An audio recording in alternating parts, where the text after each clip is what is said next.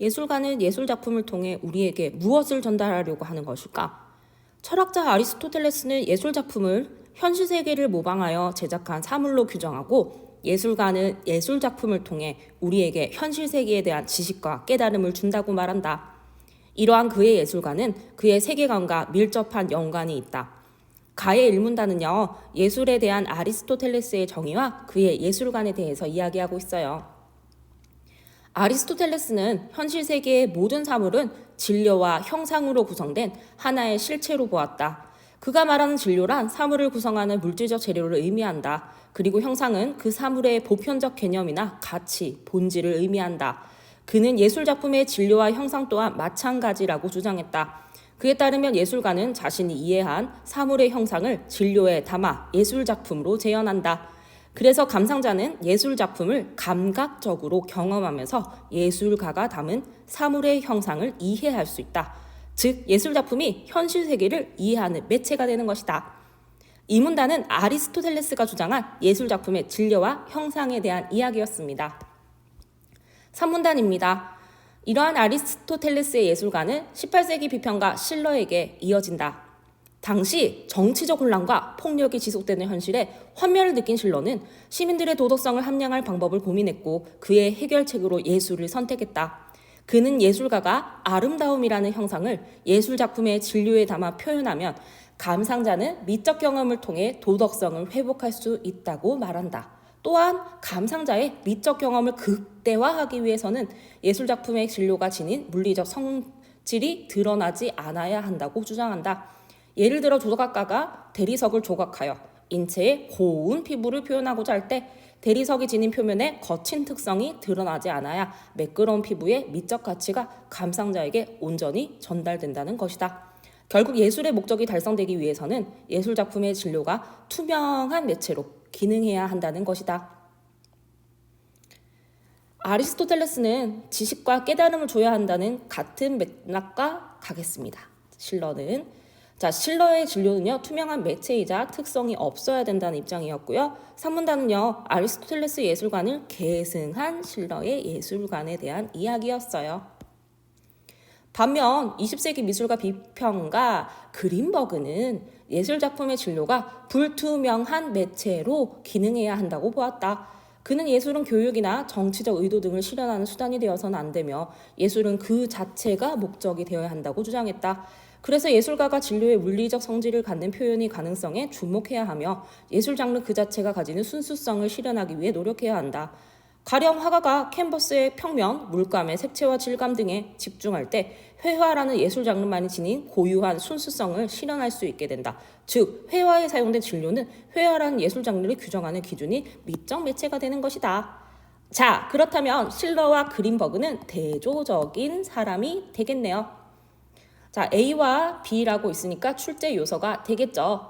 그린버그는요, 불투명한 매체로 보았고요. 진료는 미적 매체라고 생각을 했습니다. 4문단은요, 그린버그의 예술관에 대한 이야기였어요. 1문단. 1968년 예술가 브로타스가 자신의 아파트에 전시한 현대미술관 독수리부라는 제목의 설치물은 당시 예술계의 반향을 불러일으켰다. 독수리라는 주제에 따라 그림과 사진 등을 수집한 후 번호를 붙여 미술관의 작품들처럼 전시한 이 설치물을 예술가라고 규정할 수 있는 기준이 없었기 때문이다. 이에 미술비평가 로절린드 크라우스는 이러한 예술계의 상황을 포스트 매체 조건이라고 명명하여 기술적 지지체라는 새로운 매체 개념을 제안했다. 나의 일문단은요, 예술계의 반향을 일으킨 브로타스의 설치물과 크라우스가 명명한 포스트 매체라는 것의 조건에 대해서 이야기를 했어요. 크라우스는 기술적 지지체를 설명하기 위해 먼저 예술작품을 구성한 요소가 하나의 예술 장르를 규정하는 기준이 된다는 의미에서 기존 매체를 지지체라고 규정했다. 그리고 포스트 매체 조건 이전에는 예술작품을 구성하는 물질적 요소만을 지지체로 인정한다는 의미에서 물질적 지지체라 불렀다. 하지만 이 물질적 지지체는 하나의 예술 장르를 물질적 요소로만 환원하게 만들었다고 지적하며 예술작품을 구성하는 공간, 소리, 대상이 지닌 이미지 등과 같은 비물질적 요소도 지지체로 인정해야 한다고 보았다. 자, 이 문단은 크라우스가 규정한 지지체의 개념에 대한 이야기입니다. 3문단. 이렇게 지지체의 범위를 확장한 크라우스는 물질적 지지체뿐만 아니라 비물질적인 지지체가 결합된 복합 구조를 가진 예술작품을 기술적 지지체라 규정했다. 또한 지지체를 사용하는 관습이나 기법을 규칙이라 부르며 기술적 지지체에서 나타나는 지지체들의 규칙 겹침이야말로 포스트 매체 조건의 진정한 예술제품이라고 주장했다. 이때 규칙 겹침이란 기술적 지지체 내의 지지체들과 그것이 가진 규칙들이 서로 맞물리면서 새로운 규칙이 만들어 그 기술적 지지체만의 미적 효과를 발생시키는 현상이다. 산문단은요, 크라우스가 주장한 기술적 지지체의 개념과 진정한 예술작품의 조건에 대한 이야기였습니다. 이러한 관점에서 현대미술관 독수리부는 기술적 지지체이다. 왜냐하면 이 설치물은 그림, 사진과 같은 물질적 지지체뿐만 아니라 독수리가 지닌 이미지, 전시 공간 같은 비물질적 지지체가 복합 구조를 이루고 있기 때문이다. 동시에 그림의 회화 방식, 사진의 촬영 기법, 번호를 붙여 전시하는 방식이 서로 맞물리면서 이 설치물만의 새로운 규칙을 만들어 설치 예술로서의 미적 효과를 발생시키고 있다. 사문단은 현대미술관 독수리부가 기술적 지지체에 해당하는 이유에 대해서 설명하고 있습니다. 오문단, 그는 이러한 기술적 지지체를 창안하기 위해서는 예술가가 기술적 지지체의 새로운 규칙을 발견하고 확립해야 한다고 주장한다. 그에 의하면 기술적 지지체의 창안은 예술가의 의지나 역량만으로 가능한 것이 아니라 예술가가 기술적 지지체의 표현 가능성을 우연히 포착해 규칙을 확립함으로써 가능하다. 또한 예술가는 현재 사용되는 지지체를 기존의 규칙대로만 사용하지 말고 새로운 기술적 지지체와 결합하는 작업 등을 통해 예술에서 사용하는 매체를 확장하기 위해 노력해야 한다고 역설한다.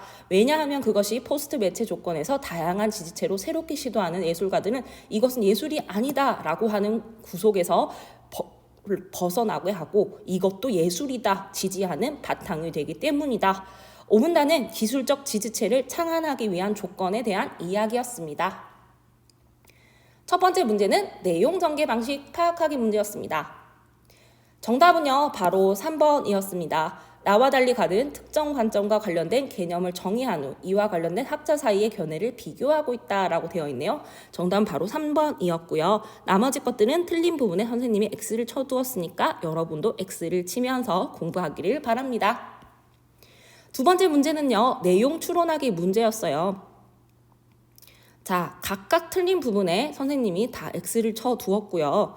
정답은 바로 5번이었어요. 그대로 적혀 있진 않았지만 앞뒤 내용을 보고 이것을 추론할 수가 있었는데요. 5번 한번 살펴보도록 할게요. A에는 예술의 목적이 예술가의 의도가 감상자에게 온전히 전달되는 것의 의미가, B에는 예술의 목적이 예술의 순수성을 실현하는 것에 있어야 한다는 의미가 담겨 있다.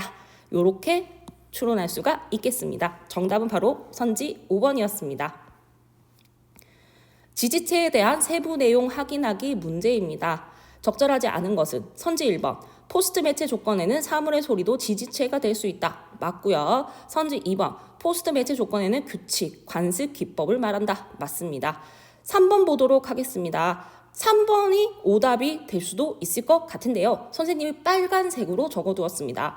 포스트 매체 조건에는 지지체들의 결합, 즉 물질과 비물질들이 더해져 있는 거죠. 또 하나의 지지체로 기능한다라는 것은 기술적 지지체라는 다른 말이 되겠습니다. 지문에는 물질 더하기 비물질, 기술적 지지체라는 것으로 제시되어 있었죠. 그것을 다른 말로 표현하면 선지 3번이 되겠습니다.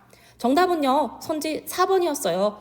우지리는 이 문제를 풀기 위해서 무엇을 했어야 하죠? 선후관계를 따졌어야 됩니다. 자, 이전에는 이라는 글자가 바로 눈에 걸렸어야 하는 것입니다. 자, 포스트 매체 조건 이전에는 매체를 구성하는 물질적 요소의 규칙이 예술작품으로 인정되었다라고 되어 있었는데요. 규칙 한번 살펴보도록 하겠습니다. 관습이나 기법 언급이 이전에는 없었습니다. 즉 이후에 나온 개념이 규칙이죠. 선후관계 따져봤을 때 정답은 4번이 되겠습니다. 5번은요. 포스트 매체 조건 이전에 사용되던 지지체는 포스트 매체 조건의 기술적 지지체로 사용될 수 있다라는 맞는 선지가 되겠죠. 정답은 선후관계를 따져서 맞출 수 있었던 4번이 되겠습니다. 윗글과 보기의 바탕으로 19번과 20번의 물음에 답하시오. 자, 두 문제는요, 구체적 상황에 적용하기 문제가 되겠습니다. 우선 자료 1번을 한번 분석해 보도록 하죠. 화가 A씨는 현대인들의 희생의 가치를 모른다고 비판하며 캔버스에 자신의 어머니를 모델로 모성애 라는 제목의 초상화를 그려 전시했다. 어머니 얼굴에 새겨진 주름을 입체적으로 그려냄으로써 자식을 위해 헌신했던 어머니의 희생에 담긴 숭고한 아름다움을 캔버스에 표현했다. 평론가들은 물감으로 그렸다고 믿기 힘들 정도로 사실적인 이 그림을 모든 이에게 어머니란 존재의 의미와 희생의 가치를 알게 했다고 평가했다. 자료 1에서는 투명한 매체로서의 진료에 대한 것이 강조되어 있습니다. 자료 2번 살펴보도록 할게요.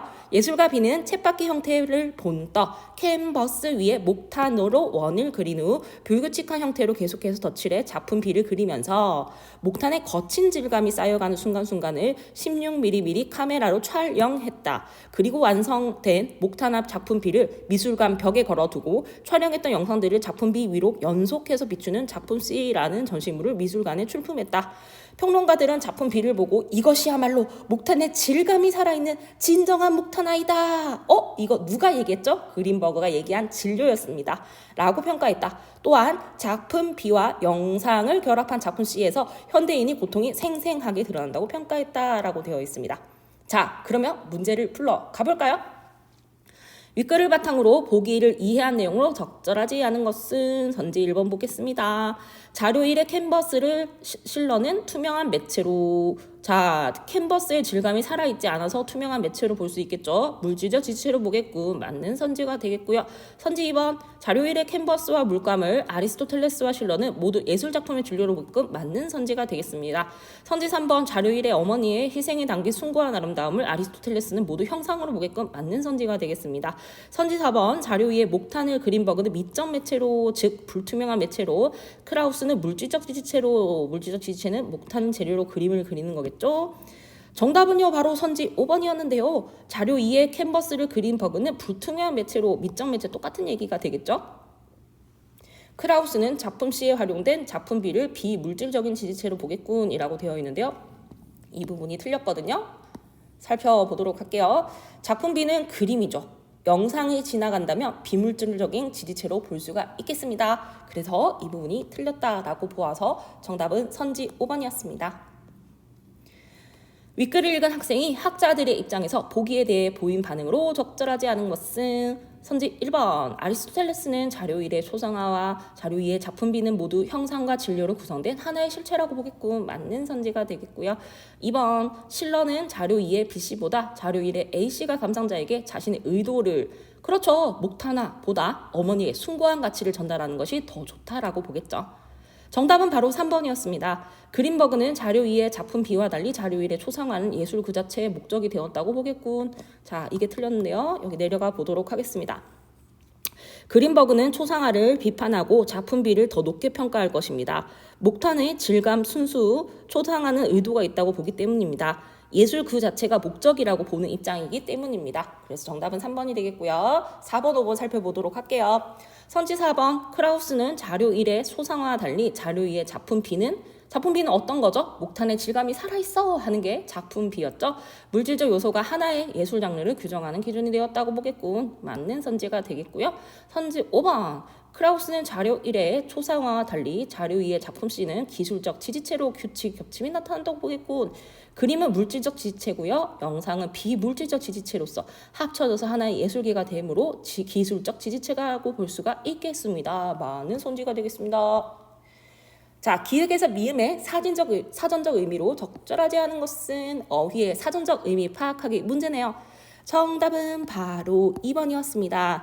자, 니은 어떤 일에 직접 나서서 관여하지 않고 곁에서 보기만 함에 해당하는 뜻은요. 방관에 해당하겠고요. 여러분 주목이란 단어는요. 관심을 가지고 주의 깊게 본다라는 뜻을 가지고 있었습니다. 나머지 것도 한번 살펴보면 좋겠습니다.